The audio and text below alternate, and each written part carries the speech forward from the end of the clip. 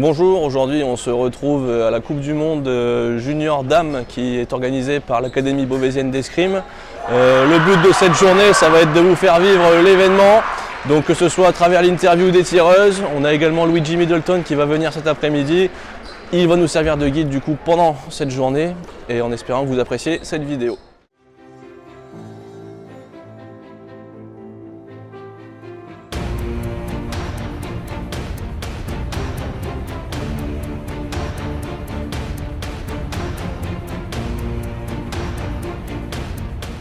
On est avec François Coquillat qui est président du comité régional olympique et sportif Hauts-de-France, qui a également la casquette du comité directeur de la Ligue Hauts-de-France d'escrime et qui va nous parler un petit peu de la journée et puis de la discipline. Bonjour François. Bonjour Clément, ravi d'être présent ici sur cette étape de Coupe du Monde à Beauvais. Un plateau quand même international relevé, on voit qu'il y a pas mal de nations qui sont présentes aujourd'hui. Et puis voilà, on verra ce que ça donnera cet après-midi au fur et à mesure de la compétition. Donc ce matin, ce sont les poules. Ça se passe en 5 touches. Et donc une fois que chaque poule est constituée, chaque athlète rencontre un certain nombre d'autres athlètes. Puis il y a un classement. Et à l'issue de ce classement, la meilleure va rencontrer la plus faible du tableau des poules. Et ainsi de suite pour pouvoir faire un classement, tableau de 64, tableau de 32 jusqu'à la finale. Entendu. Donc aujourd'hui c'est l'épreuve individuelle épée, demain il y aura les épreuves par équipe et puisque vous êtes là autant en profiter. L'escrime c'est une discipline qui nous réussit plutôt bien en France. Oui, alors l'escrime comme tu le rappelles c'est 123 médailles aux Jeux Olympiques, alors pas pour les Hauts-de-France, pour la France en règle générale, mais depuis la rénovation des Jeux, très régulièrement, à part Londres en 2012, l'escrime a toujours fait des médailles. Voilà, donc bien évidemment, en cette année 2024, 100 ans après les Jeux de Paris, on compte bien évidemment aussi sur l'escrime pour apporter son lot de médailles à la France. Merci François.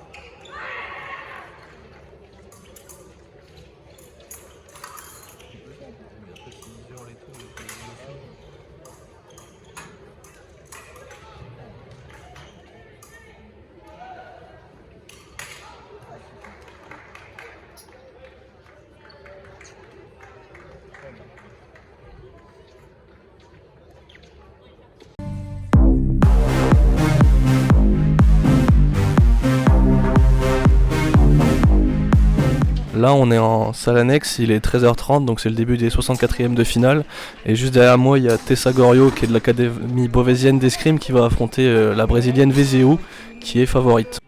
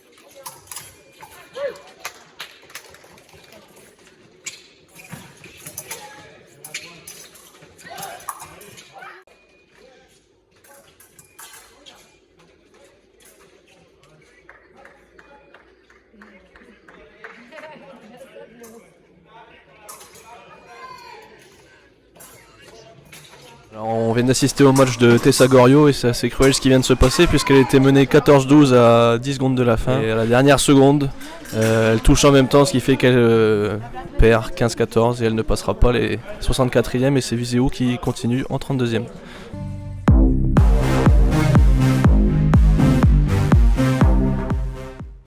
Les 32e de finale vont commencer, toutes les rencontres ont lieu dans la salle principale de l'Héliespace et on va voir comment ça se passe. La rencontre avec la Française Anaëlle Gauthier face à la Chinoise Kiyonik. Rencontre à suivre et arbitrée par Léonard.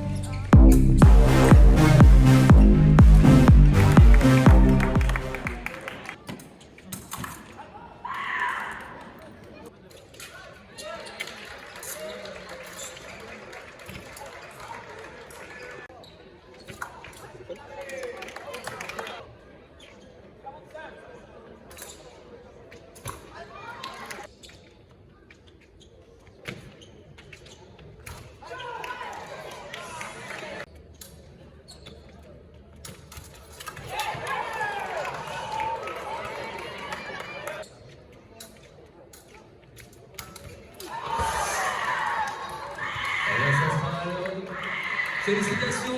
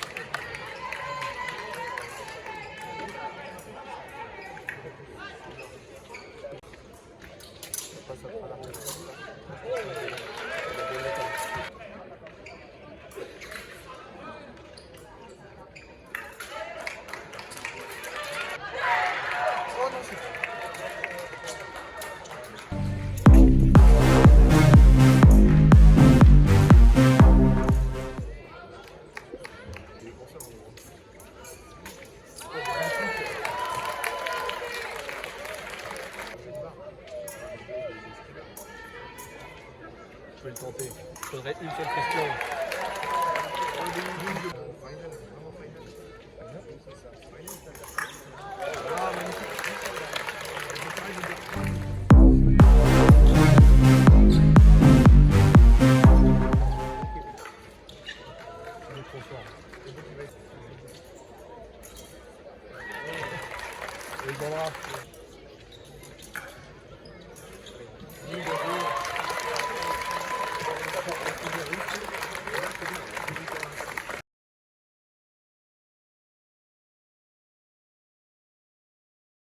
Jimmy Middleton, qui a été élu sportif du mois de décembre 2023 par la communauté du cross, vient de nous rejoindre pour commenter le match de Faustine. On est ravis de l'avoir et on va voir avec lui, on va apprendre à mieux le connaître déjà. On va revenir sur ses expériences et ses prestations sportives de l'année 2023. Tu as quelque chose à dire, Luigi ? Déjà bonjour à tous, je suis content d'être parmi vous et ouais, là on va passer un bon moment, je vais parler de ce que va faire Faustine, j'espère qu'elle ira le plus loin possible aujourd'hui et ainsi que les autres Françaises qui sont inscrites à cette compétition. Luigi, dans un premier temps on va revenir sur tes prestations sportives de 2023, donc cet été aux Jeux mondiaux universitaires de Chengdu qui ont eu lieu en Chine, tu fais médaille de bronze individuelle et médaille d'or avec l'équipe de France. Peux-tu nous exprimer ton ressenti sur cette prestation ? Déjà, j'étais très heureux de finir la saison comme ça parce que c'était ma dernière compétition de la saison. Une saison qui avait très bien démarré parce que j'avais fait 3e à la Coupe du Monde de Berne. Et après, elle était un peu plus en dents de scie au cours de la saison. Et de finir avec ces 2 médailles aux Jeux mondiaux universitaires, ça m'a fait beaucoup de plaisir et beaucoup de bien. Pour surtout entamer la saison qui arrive, celle dans laquelle on est actuellement, qui est la saison olympique et qui est très importante pour moi. Donc voilà. Alors on va revenir juste après sur cette saison olympique justement, mais avant ça une question, qu'est-ce que ça t'a procuré comme émotion de monter sur la boîte ? Ça m'a fait beaucoup de bien parce que je sortais d'une période qui était un peu plus compliquée, j'avais une petite baisse de résultats et j'étais très heureux déjà sur l'épreuve individuelle d'être sur le podium Après, j'espérais gagner la compétition, mais bon, ils ont été meilleurs que moi et ce jour-là, j'ai fini 3e. Du coup, j'étais assez satisfait quand même. Et le fait d'aller chercher la médaille d'or en équipe, ça m'a fait encore plus de bien parce que de partager ce moment avec mes autres coéquipiers, c'est très réconfortant, on va dire. Et voilà, terminer la saison sur ça, ça fait beaucoup de bien. Luigi, tu as 25 ans, tu as déjà un palmarès bien fourni, tu avais été très performant en junior où tu fais champion du monde individuel, champion d'Europe en équipe junior. Et tu as enchaîné derrière en senior avec une 3e place lors de l'épreuve de Coupe du Monde à Berne. Et au mois de décembre, une victoire sur l'épreuve de Vancouver. Comment tu fais pour avoir une telle constance ? Tout d'abord, je me satisfais pas de ce que je fais. En fait, j'ai toujours envie d'aller chercher plus haut. Et sachant que mes objectifs, c'est de gagner tous les titres qui existent, c'est-à-dire champion olympique, champion du monde, champion d'Europe. Donc je mets en place des choses durant mes entraînements, tout le temps pour être performant quand j'arrive en compétition. Après, ça prend du temps, il n'y a pas toujours les résultats que j'attends. Donc ouais, c'est un travail assez long et toujours garder dans la tête de ne pas se satisfaire de ce qu'on fait. Toujours aller chercher plus haut et voilà, faire plus d'efforts que la veille. Alors j'ai cherché sur internet quelques adjectifs pour te décrire et j'ai trouvé sur un site qu'on te qualifiait de tenace et calme. Je pense que c'est ce qu'on voit aujourd'hui à la caméra. Est-ce que tu peux nous parler du coup des quotas olympiques parce que ça approche. Toi tu as tes chances. Est-ce que tu peux nous expliquer comment ça va se passer pour toi à partir de maintenant ? Ok, en tout cas, nous, à l'escrime, ça fonctionne en 2 phases. Il faut d'abord qualifier l'équipe de France et ensuite se qualifier individuellement. Là, pour l'instant, l'équipe de France est très bien partie pour être qualifiée. On est 2e au point. Du coup, ensuite, pour la qualif individuelle, il y aura, durant toute la saison, il y a une série de Coupes du Monde. Il y en a 7 au total, je crois. Et il y a un classement qui sera fait à la fin. Et à la fin de la saison, le premier au point sera sûr d'aller au jeu. Et les 3 autres, c'est une décision de la commission. Du coup, voilà, là, mon objectif, c'est d'être premier au point pour être vraiment sûr d'aller au jeu et pas dépendre d'un choix de commission. Après, c'est une qualif assez longue. Peut-être qu'on aura les sélections vers fin avril, début mai. Donc voilà. On dit souvent que dans l'escrime, la qualif est plus compliquée que l'épreuve même des jeux. Parce que la qualif dure quasiment une année, du moins. Ça dure une année et arriver au jeu, c'est vraiment... Tout peut arriver. C'est un jour, sur une journée, tu peux ne pas être annoncé comme le grand favori et au final tout renverser. Et, ouais. Et c'est vraiment ce qui est plus dur, c'est vraiment la qualification olympique.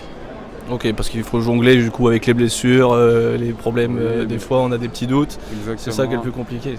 C'est ça, il faut surtout arriver à rester régulier dans la saison. Et par exemple là j'ai gagné Vancouver, il faut que j'arrive à répéter ce résultat-là et à toujours me maintenir au plus haut niveau, quoi, si je veux être sûr d'aller au jeu, quoi. Donc c'est bientôt les Jeux Olympiques. Est-ce que tu ressens un engouement autour justement de cet événement qui se rapproche petit à petit ? Exactement, je sens toute cette ferveur qu'il y a autour des gens qui participent à l'organisation des Jeux, même auprès des gens du club qui m'encouragent constamment, de ma famille qui est à fond derrière moi pour que je puisse me qualifier aux Jeux.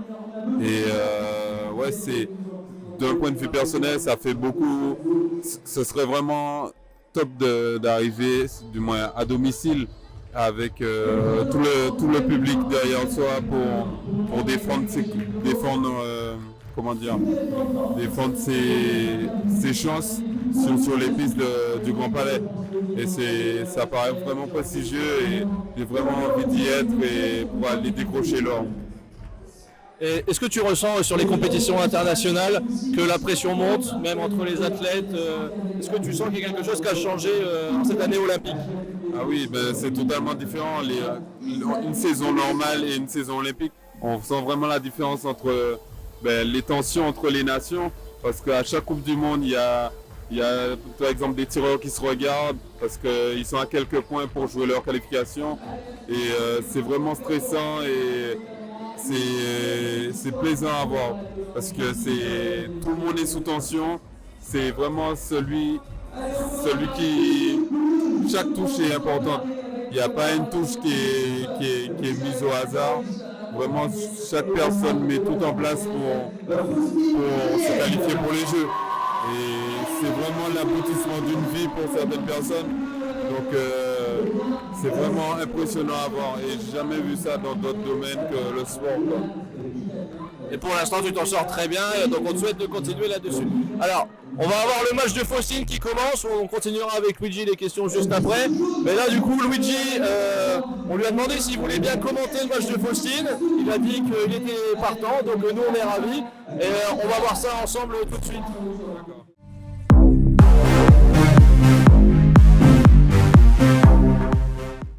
Le match de Faustine va commencer, elle affronte l'américaine Joyce qui apparemment est plutôt spectaculaire comme tireuse. Oui, c'est ça. Je crois que la saison dernière elle finit 2e à cette compétition. Donc c'est un client très, très sérieux à prendre. Donc voilà, on va voir ce que ça va donner. Là elle vient de prendre une fente d'aile sur le milieu de piste, ça veut dire qu'elle n'est pas prête. C'est vraiment ce genre de touche où on te dit qu'il faut prendre le temps de préparer. Donc là, c'est le début du match, elle n'est pas assez concentrée.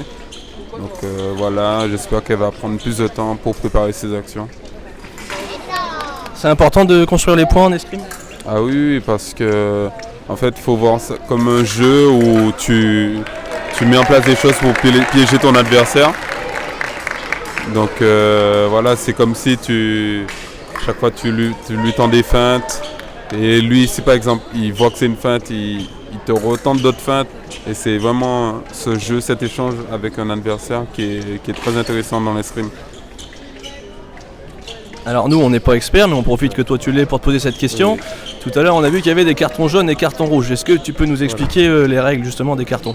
Alors il y a différents types de cartons. Il y a aussi le carton qu'on appelle de passivité. Si par exemple pendant 1 minute il n'y a pas eu de touche des deux côtés, les deux tireurs prennent un carton jaune. Si ça se répète une deuxième fois, il y aura un carton rouge. Et si ça se répète encore une troisième fois pendant 1 minute, il y aura un carton noir. Ça veut dire que la moins bien classée entre les deux sera éliminée. Donc voilà. Là, Faustine a bien fait partir son adversaire, elle a sanctionné, du coup elle a touché en contre-attaque. Les tireuses sont très expressives, on ne s'attendait pas à ça nous. Ah oui, mais dans l'escrime, c'est vraiment un moyen d'automotivation, de se libérer en criant ou voilà, de marquer sa satisfaction en tout cas. Donc là, le format du match, c'est la première en 15 points, c'est ça ? Voilà, c'est 3 x 3 minutes et la première qui arrive en 15 touches. Et si au bout des 3 x 3 minutes, il y a égalité, on fera ce qu'on appelle une mort subite. Et du coup, c'est pendant 1 minute, il y a une priorité qui est tirée. Et la personne qui a la priorité, s'il n'y a pas de touche au bout de la minute, c'est elle qui gagne. Dans le cas contraire, c'est la personne qui a touché qui va gagner. Au hasard.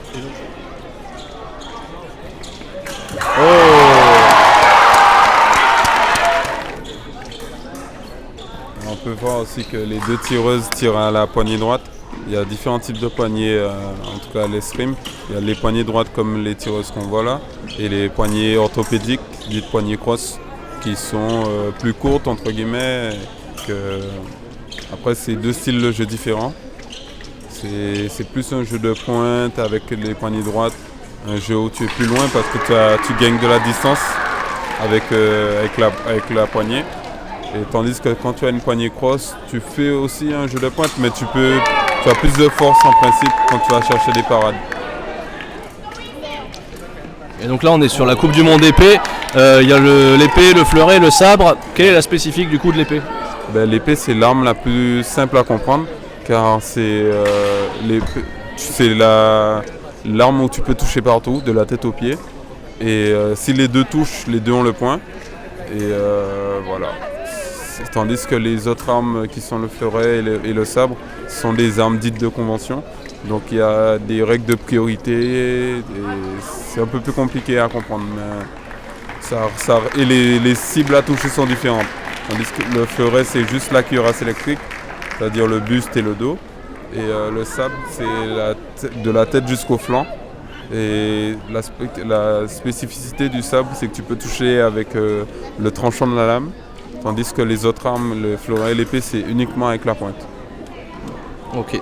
Donc là, la première manche vient de se finir, il y a 1 minute de pause. Faustine est mal embarquée puisqu'elle est menée 7-3 par l'américaine. Voilà, c'est ça. Du coup, là, elle profite de cette minute pour bien récupérer et de bien écouter les conseils du coach Emmanuel Mortecrête. Et voilà, afin de renverser un peu la tendance. Il lui reste encore deux manches pour revenir au score et faire la différence.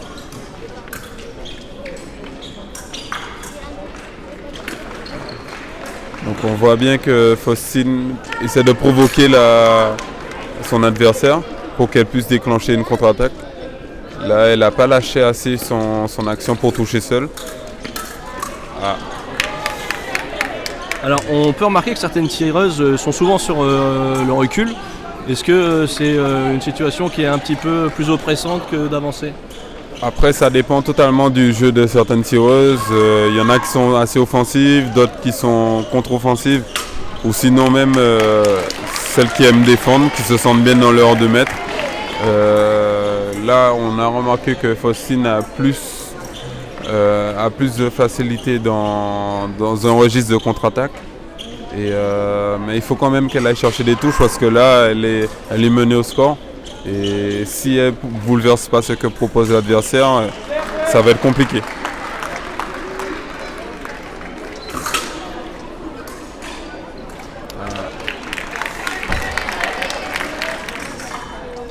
Elle a un peu de mal à déstabiliser son adversaire.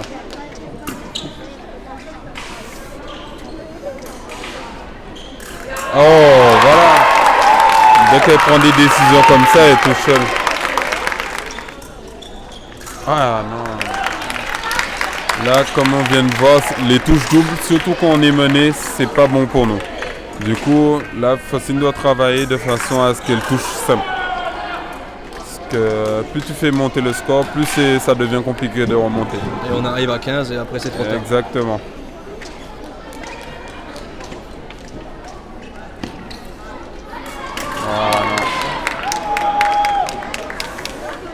Sa pointe n'est pas placée, c'est un peu compliqué parce que l'américaine bouge beaucoup sa pointe, sauf qu'à la fin elle la replace et Faustine rentre dans son jeu et du coup elle bouge aussi sa pointe. Donc c'est assez perturbant.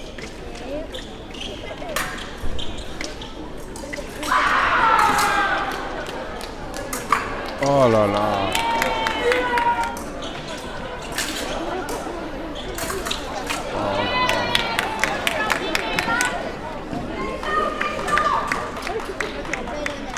Ça paraît compliqué. Après, dans l'escrime, tout est possible. Même si on est mené de plus de 5 touches, il suffit d'y croire et de travailler pour pouvoir remonter. Et donc là, l'américaine Joyce qui va jouer pour le point et le match. Exactement. Et voilà, c'est terminé. Victoire de l'américaine. Et donc Faustine est éliminée en 32e de finale. Et on va regarder du coup les performances des autres françaises. Pour l'heure, il n'y a plus du tout de tireuse de l'académie de Beauvais. Ouais. C'est bien dommage. Mais il nous reste quelques françaises en lice. Exactement, il y a des françaises. Là, actuellement, il reste une française contre une ukrainienne. Donc on va voir ce qu'elle propose et on espère qu'elle gagne son match. Voilà. Merci Luigi pour ce temps, on va te laisser tranquille pour le reste du tableau. Si tu veux venir avec nous pour commenter les demi-finales et finales, on en sera ravis, si ça t'intéresse. Oui, il n'y a pas de souci, je serai là de toute manière. Et ben super, et ben on revient vers toi pour les demi. D'accord. Merci Luigi. Allez, à tout à l'heure. On est avec Faustine Joniès qui vient de finir son match contre l'américaine Joyce. Elle nous fait elle est sympathique puisqu'elle nous laisse prendre de son temps. Est-ce que tu peux revenir sur ta prestation ? Alors c'était un gros match, très difficile physiquement mais aussi mentalement, fallait pas se laisser enfermer, fallait pas se faire marcher dessus. C'est pas du tout un type de jeu qui me correspond, donc on a essayé de prendre le plus de plaisir et le plus d'expérience possible parce que j'ai encore une année l'année prochaine, donc alors qu'elle part, donc c'était un match vraiment intéressant et j'ai tout donné. Bon, ça n'a pas marché mais j'ai tout donné et j'ai tout tenté. Peut-être j'ai fait des erreurs aussi, hein, je l'admets, et j'aurais peut-être dû moins bouger ma pointe, moins me faire marcher dessus, à un moment donné peut-être rentrer plus tôt, utiliser plus d'occasions. Mais dans le feu de l'action, on fait aussi ce qu'on peut et on fait aussi du mieux qu'on peut. Voilà, voilà. Oui, parce que Luigi nous expliquait que l'américaine avait un style particulier, elle bougeait beaucoup sa pointe et que tu avais fait un petit peu de mimétisme du coup. Ça t'a perturbé qu'elle bouge sa pointe ? Alors, je joue un peu avec ma pointe bougeante. Je suis une poignée droite qui a très peu la pointe fixe et qui ne veut pas trop tirer en pointe fixe, sinon je m'ennuie sur la piste. Donc je bouge ma pointe, mais là j'avoue j'ai peut-être un petit peu exagéré. J'aurais dû peut-être moins bouger, essayer de temps en temps de reprendre ma pointe fixe parce que je sais tirer en pointe fixe. Donc voilà, on fait des erreurs et puis on en tire profit. Et quand je reviendrai, si je la raffronte l'année prochaine ou dans 10 ans, je saurai à quoi m'attendre et je serai capable de faire mieux. Bon, ce qui est bien, c'est que tu tires le positif et tu gardes le sourire. Ah oui, là c'était que du plus, que du bonheur. On pensait être éliminé au pool ce matin avec 2 victoires. Finalement, je passe 2 tours de tableau, donc c'est que du bonheur. On peut pas être déçu dans ce genre de moment.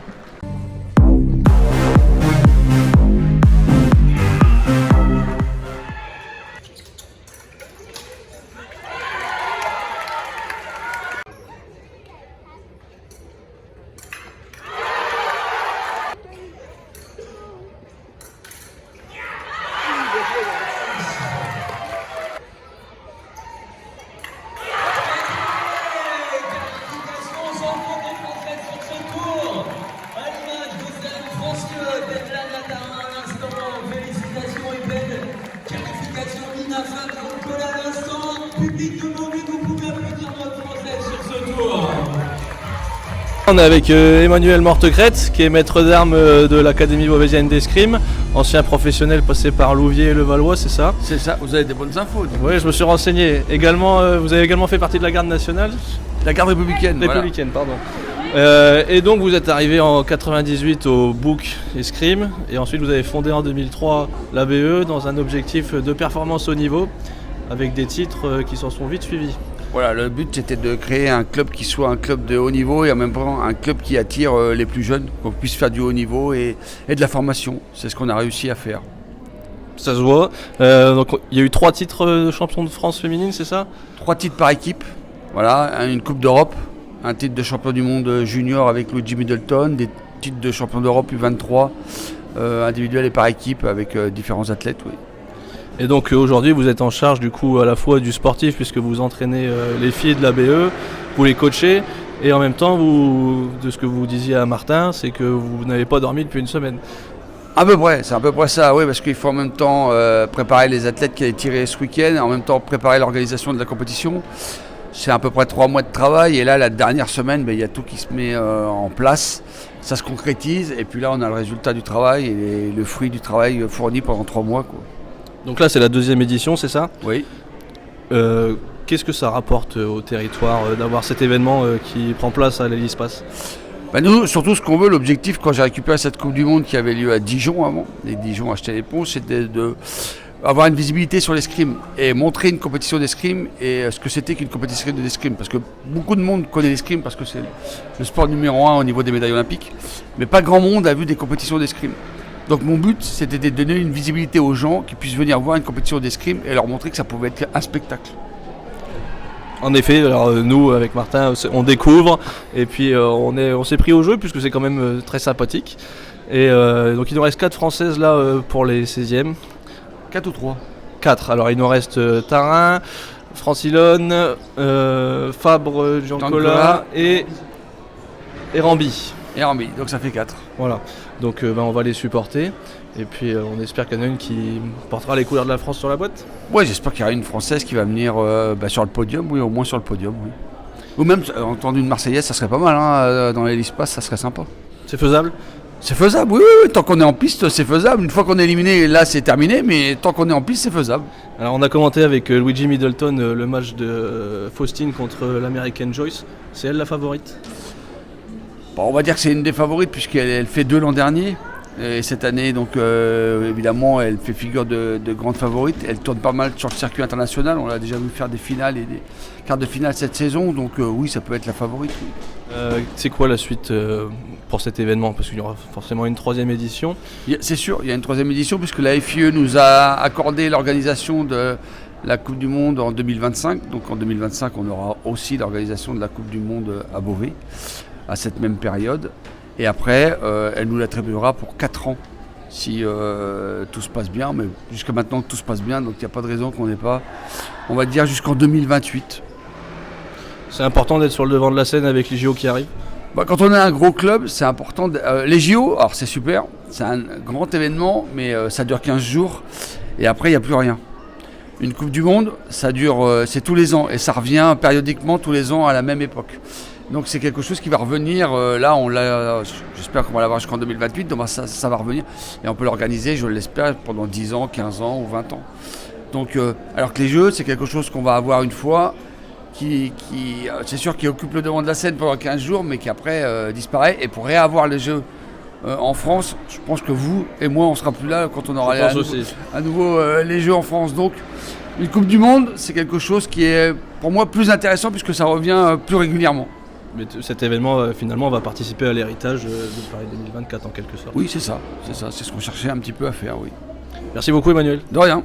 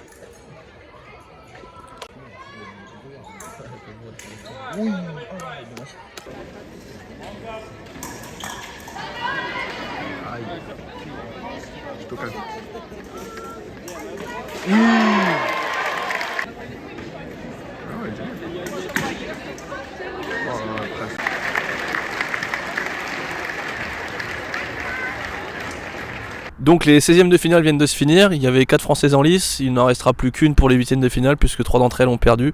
Et la dernière Française qui reste en lice est Lana Tarin.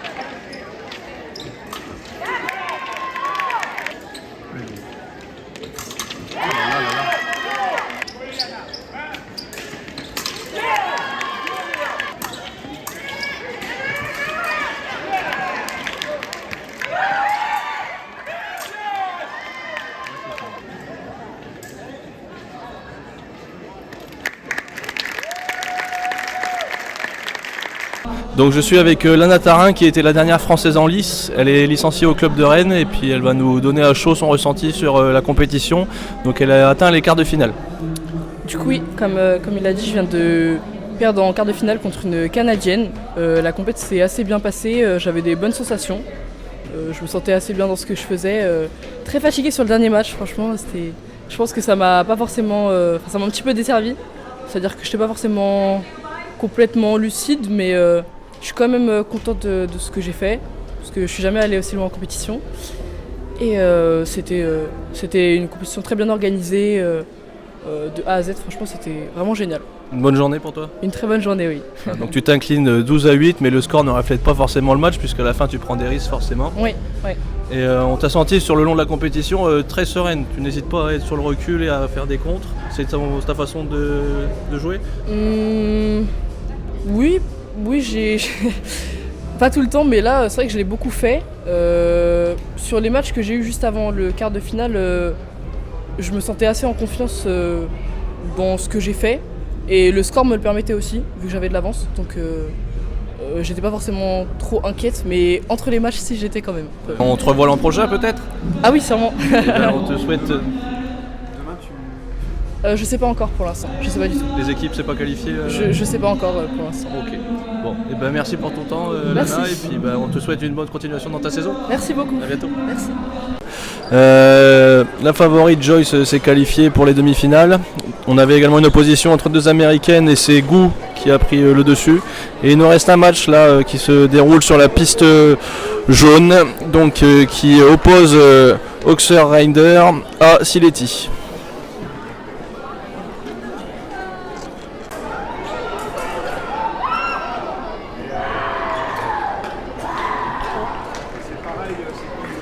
Et ce sera donc l'américaine qui ira en demi-finale. On va aller retrouver Luigi pour voir s'il veut toujours commenter avec nous la demi-finale. Et on se retrouve dans quelques secondes. On se retrouve avec Luigi qui est revenu avec nous pour commenter la demi-finale qui oppose deux américaines, donc Joyce et Oxen Rider. Oui, c'est ça. Du coup, là, Joyce, l'an dernier, elle avait fini deuxième à cette Coupe du Monde-là.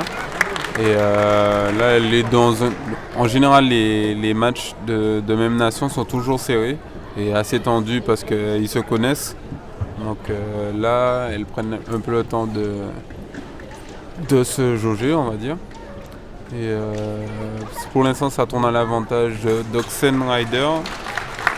Et ouais, Joyce vient de la contrer sur son attaque. Donc là, en principe, il reste 28 secondes. Elles peuvent aller à la pause. Donc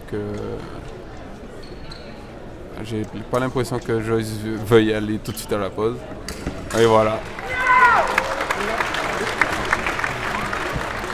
Elle est assez offensive comme tireuse. On n'avait pas encore fini les questions avec Luigi. On voulait savoir comment tu as débuté l'escrime. Alors j'ai commencé l'escrime par hasard parce que ma mère faisait du sport dans une salle qui était scindée en deux où il y avait la partie fitness et la partie escrime. Et un jour, l'entraîneur m'a proposé d'essayer l'escrime au lieu de rester là à attendre ma mère sans rien faire. Et ça m'a plu et j'ai continué. Et voilà. Quel âge tu avais? J'avais 9 ans je crois. Ouais. Donc 16 ans d'escrime aujourd'hui au compteur. Exactement, ça commence à faire un petit peu beaucoup là. Alors on a pu voir à travers nos recherches que tu étais fan de films, séries, mangas. Ouais. C'est le cas? Oui, c'est le cas. Là, en ce moment je suis plus dans ma phase manga. Je regarde. Après ça date pas d'aujourd'hui. Hein. J'ai commencé les mangas quand j'étais au collège. Et ouais, depuis c'est une vraie passion. Et ouais. Est-ce qu'il y a un personnage qui t'inspire plus qu'un autre? Un personnage, Zoro. Zoro, qui veut. Son objectif c'est d'être le meilleur escrimeur du monde. Dans One Piece en tout cas. Et j'aime bien ce personnage là et j'arrive bien à me visualiser en lui quoi. Merci Luigi. Alors là finalement le match il va très vite parce qu'ils sont déjà 9-8 au début de la deuxième manche. Donc on sent bien que c'est Joyce qui impose son rythme. Donc pour l'instant ça paie parce qu'elle mène, mais est-ce que ça va durer? On verra. Alors, la touche n'est pas bonne parce qu'elle a touché après avoir dépassé. Du coup, la touche est annulée. Bon, ça, c'est typiquement américain. On est dans le showtime. Elle a cassé le rythme du match. Ça permet à récupérer son souffle. Voilà. Et à déstabiliser l'adversaire parfois. C'est stratégique. Ouais, c'est purement stratégique. Mais des fois, ça peut même être sanctionné. Tu uses de ça, toi? Non. Il y a certaines fois où je demande la vidéo quand je suis sûr d'avoir raison, mais vraiment m'appuyer sur ça pour déstabiliser l'adversaire, c'est pas trop mon truc et c'est plus une perte de temps qu'autre chose, quoi. Donc là, on voit bien que là, normalement, tu as droit à 2 vidéos durant le match. Et là, vu qu'elle a demandé sans raison, entre guillemets, elle a perdu le droit à une vidéo. Il lui reste plus qu'une.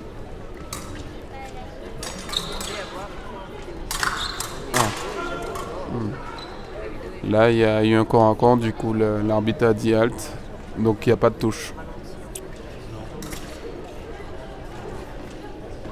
Oh!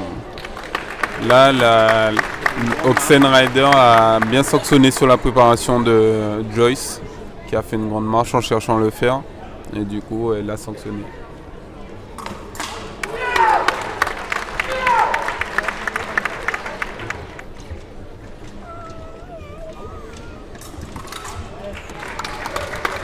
Ça fait, on appelle ça, en tout cas en général, des fois les matchs de ce type de scénario, on dit qu'ils sont un peu à ping-pong parce que c'est pas vraiment, y a pas vraiment une maîtrise. Ça touche à gauche, ça touche à droite et c'est pas vraiment, y a pas forcément de construction dans les touches, donc ça va très vite et ça se passe souvent en milieu de piste et ouais. C'est dans le temps de l'escrime.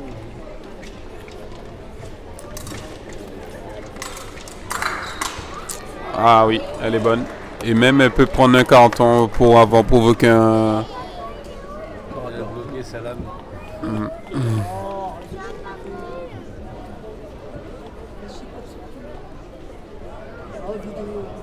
Bah non.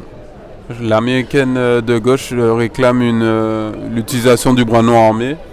Du coup, si c'est avéré, l'autre prendra un carton rouge, que c'est sanctionné. Mais de ce que j'ai vu, je pense pas. Il n'y a pas eu. À la limite, c'est même Joyce qui provoque le corps à corps, du coup, qui rentre vers l'adversaire pour bloquer une touche. Et ça, c'est pénalisable aussi, donc elle peut prendre un carton jaune. Je suis pas sûr qu'il a de... Non. Oui. Donc là, la touche est bien validée et ouais. Elle a perdu, voilà. Là, le compteur de vidéo va passer à 0. Non, elle a perdu ses 2 vidéos. Et là, elle ne peut plus demander. Oh! Là, elle a bien provoqué la réaction de sa coéquipière pour la sanctionner à la main. Donc, voilà.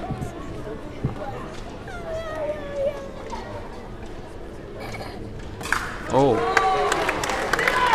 Une fois de plus, ça va très vite, ça se passe au milieu de piste. Elle attaque sur la préparation et elle touche. Justement, là, on arrive un peu dans le money time. Donc, c'est la dernière partie du match. C'est là où chaque tireuse va donner le maximum pour gagner le match. Et voilà. Pour l'instant, c'est en faveur de Joyce. Il lui reste 3 minutes pour confirmer ça et on va voir ça. Oh!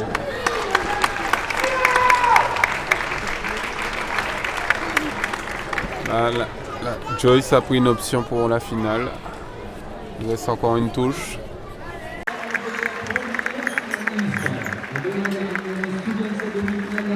Donc comme vous avez pu le voir, l'américaine Joyce s'est hissée en finale grâce à sa victoire 15-11 contre Ostermeyer. Luigi a dû nous quitter car il a d'autres responsabilités. C'est déjà très sympathique de sa part de nous avoir accordé autant de temps. Donc on le remercie pour ça. Et on se retrouve dans quelques instants pour la deuxième demi-finale. Donc c'est le début de la deuxième demi-finale qui oppose la Canadienne Yin à l'Américaine Gu. Je me passerai de commenter parce que Luigi le faisait très bien et j'ai pas envie de gâcher toute cette vidéo juste en 2 minutes. Donc on vous laisse avec les images.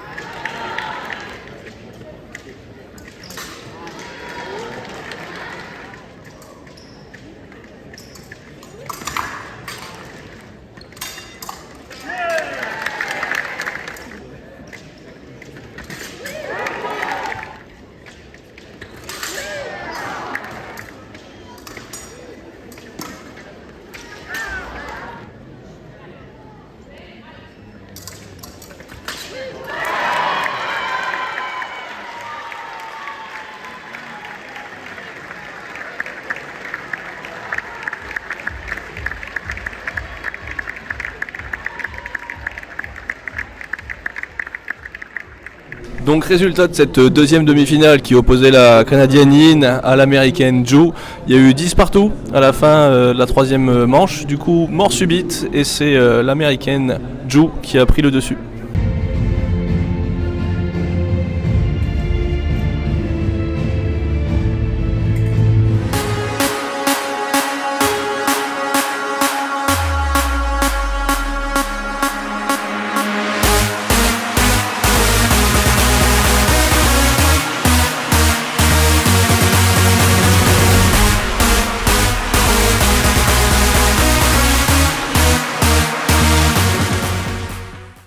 La finale opposera du coup l'Américaine Joyce à l'Américaine Ju. François, qu'on a interrogé un petit peu plus tôt dans la journée, nous fait le plaisir de se joindre à nous pour commenter la finale. François, un petit mot sur cette journée? Riche en émotions, en spectacle aussi, on vient de le voir, hein, avec l'arrivée un petit peu à la mode de Super Bowl, avec l'arrivée des Américaines sur le 4-4, là c'était vraiment super. Et puis les Américaines qui ont quand même sont montées en puissance tout au long de la journée. On a ici une opposition de style, hein, avec Joyce qui est tout en puissance et puis Gu qui est plus académique. Et jusqu'à présent, c'est Joyce qui a fait parler sa puissance. On va voir si elle continue en finale. Alors vous avez parlé de la domination des Nord-Américaines. C'est vrai qu'on a eu un dernier carré avec 3 Américaines et une Canadienne. Alors néanmoins, les Françaises étaient, je crois, une douzaine qui étaient présentes depuis ce matin. Donc on aurait espéré qu'au moins l'une d'entre elles puisse aller dans le dernier carré. Bon, c'est la glorieuse incertitude du sport, comme on dit. Ça s'est joué à pas grand-chose pour l'une d'entre elles en particulier. Donc Lana Tarin qui a été éliminée en quart de finale. Voilà, tout à fait. Un petit mot sur l'organisation de la journée. Alors, super, hein. Vraiment très très belle organisation, initiative du club de Beauvais. On voit qu'il y a une habitude. C'est un club qui est rompu aux événements, qui a l'habitude d'organiser des grands événements, une Coupe du Monde en particulier, parce qu'il faut de la maîtrise et il faut surtout beaucoup de bénévoles derrière. Hein. Ça demande, on l'a vu, je trouvais sympathique le fait que les petits jeunes bénévoles du club amènent les housses avec les épées, c'est vraiment très sympa. Et on voit que c'est très huilé quoi, comme organisation. Voilà, alors surprise, c'est Gu qui mène 2-0. Oui, donc comme vous le disiez, on est sur une deuxième édition qui est plutôt réussie. Ouais. Au niveau du territoire, qu'est-ce que ça apporte un événement comme celui-ci en amont des Jeux? Alors on le voit bien, d'abord le territoire de l'Oise, le département qui est fortement engagé et que 36 centres de préparation aux Jeux. C'est une terre de jeu, on sent que ça transpire le sport et que la proximité de Paris les renforce dans leur motivation à pouvoir avoir des délégations qui viennent ici s'entraîner dans l'Oise. Il y aura en particulier du tir à l'arc à Compiègne, avec l'équipe de France entre autres. Je crois que les Américains également sont attendus sur ce centre de préparation aux Jeux.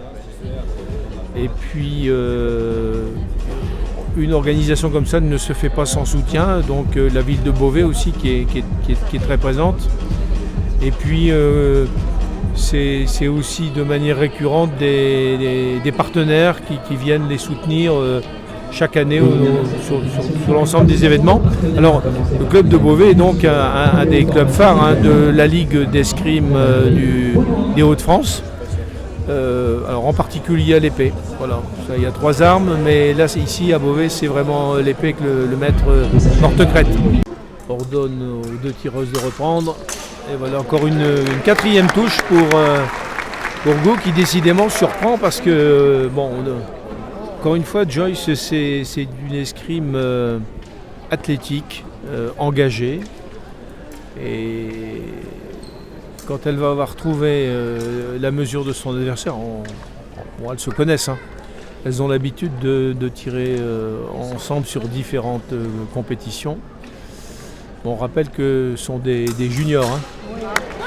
Voilà, ça y est, c'est parti, elle vient de mettre la première touche. Michaela et Joyce.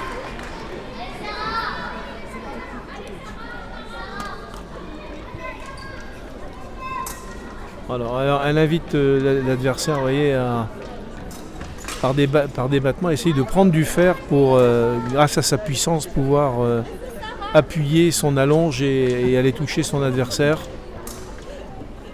Alors des petits battements. Et voilà, elle déclenche. Bon, là, malheureusement, ça n'a pas touché.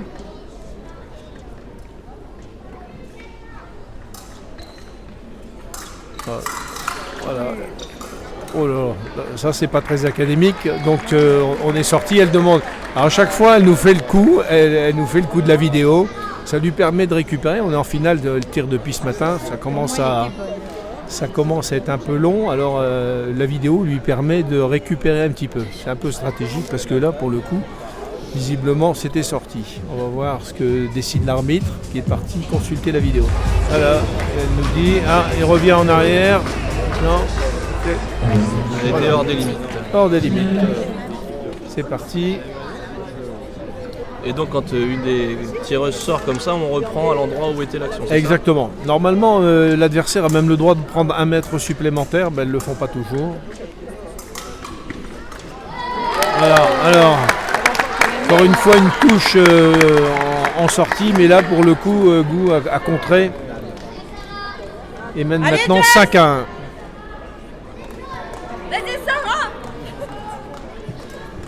Bon, on a vu tout à l'heure que c'est pas rédhibitoire, hein. 4 touches d'écart, ça peut se remonter.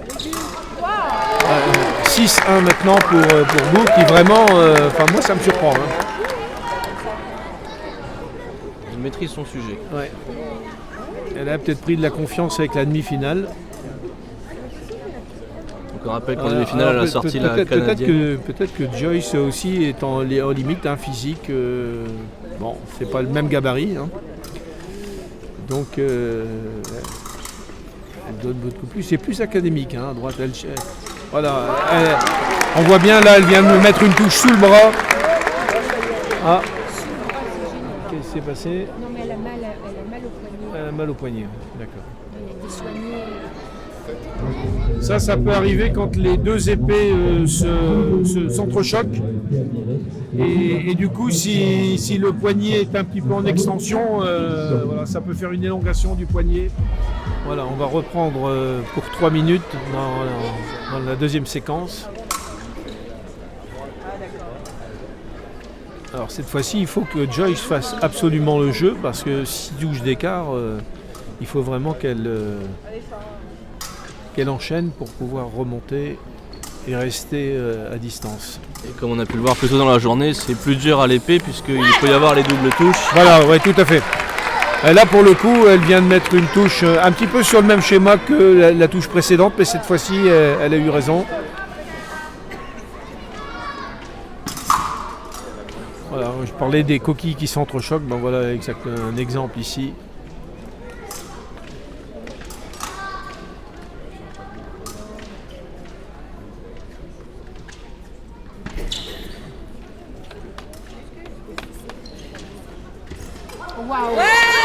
Voilà, alors l'attaque part de droite, mais c'est une parade de Joyce qui réussit à remiser pour mettre une 3e touche. Il y avait une touche au pied qui était tentée de Joyce, mais elle se fait contrer. Et 8-3 maintenant pour Gou.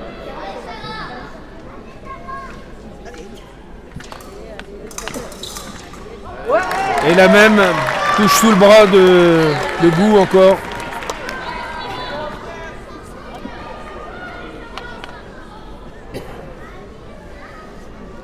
Elle est plus précise visiblement.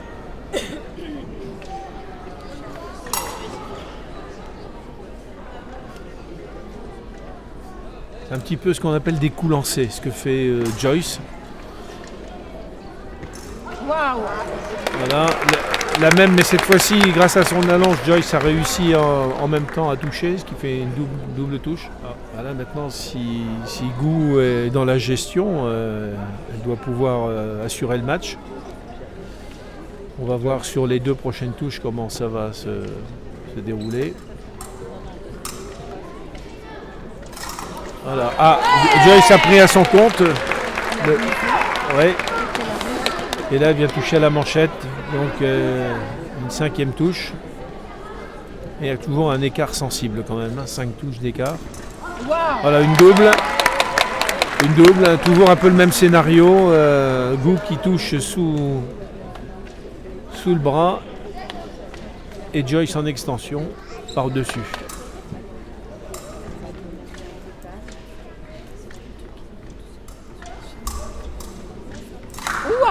Ah, c'est passé, je pense que c'est après le halt. On va demander la vidéo peut-être, non? Non, il demande des explications à l'arbitre. Bon, il y a une contestation sur la limite d'engagement parce que si elle recule trop, Gou sera sanctionné. Quand les 2 pieds ont franchi la ligne arrière, il y a une touche pour l'adversaire, en l'occurrence Joyce. C'est pour ça que Joyce essaye de maintenir son adversaire dans la zone de retraite.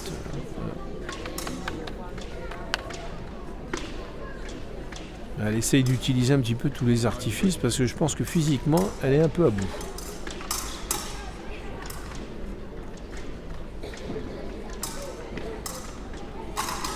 Ah, voilà une belle touche. Donc c'est pas vraiment une flèche, mais elle part néanmoins sur le côté gauche pour esquiver en même temps le coup qu'aurait pu lui porter Gou et lui placer un coup. Voilà. Voilà, maintenant, Gou a repris 5 touches d'écart.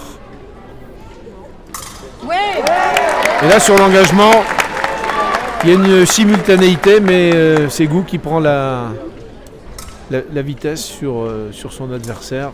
Elle mène maintenant de 6 touches. Et elle joue pour le match. Et elle joue pour le match maintenant, voilà. Elle joue pour le match. Allez, Michaela! Et voilà, sur une dernière touche, Joyce s'incline un petit peu contre ce qu'on a vu toute la journée parce qu'elle a véritablement dominé de la tête et des épaules toute la journée, mais comme quoi un match n'est jamais terminé. Et bravo donc à Gou qui réalise vraiment une belle performance. Très belle escrime de l'américaine Gou. Bravo.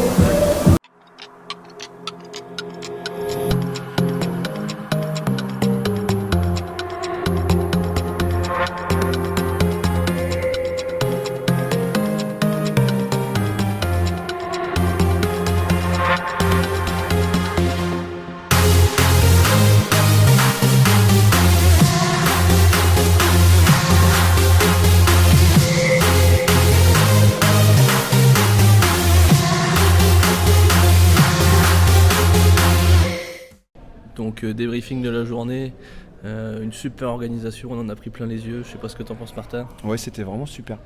Voilà, très bien organisé, et ça s'est donc conclu avec la victoire de l'américaine Ju. Je vois que tu as une blague, Martin, allez, fais-la. Oui, mais c'est parce qu'elle joue très très bien. Ah oui, en effet, merci Martin. Et donc voilà, si ce format de vidéo vous plaît, n'hésitez pas à laisser un commentaire, et puis il y en aura peut-être d'autres prochainement. Merci.